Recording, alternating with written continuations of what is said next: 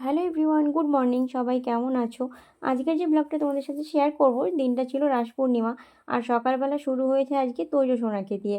ওকে হালকা করে মুড়ি খাইয়ে দিচ্ছিলাম, কারণ ওর এর পরেই একটা ওষুধ খাওয়ার ছিল।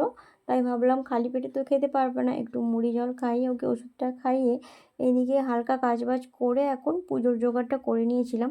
যেহেতু পূর্ণিমা ছিল আর ঠাকুরমশাই বলেছিল একটু সকাল সকালই আসবে, তো সকালে স্নান সেরে পুজোর জোগাড় করে নিয়েছি। আর এদিকে আমাদের তো পুজো চলছেই, এখন আরতি হচ্ছে। সকালবেলা স্নান সেরে পুজো মানে নিত্য পুজোটা রোজই করি। আর আজকে ঠাকুরমশাই এসেছিলো অনেক তাড়াতাড়ি। সকালে অনেকগুলো কাজ ছিল, সেগুলো করে পুজোর জোগাড়টা করেছি।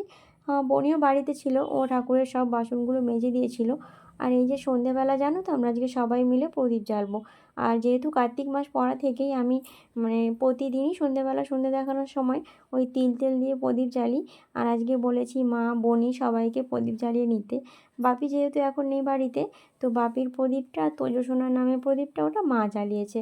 আর বনি এখন এই যে এখানে প্রদীপগুলো মন্দিরের সামনে রেখে দিচ্ছে।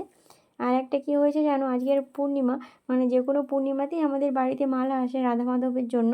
আর আজকে এসেছে নিতাই কাকু নিয়ে এসেছে, সেটা বিকেলবেলা।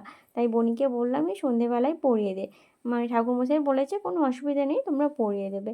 আমাদের এই মিনি ব্লগগুলো তোমাদের কেমন লাগছে কমেন্ট করে জানিও। সবাই ভালো থেকো, টাটা।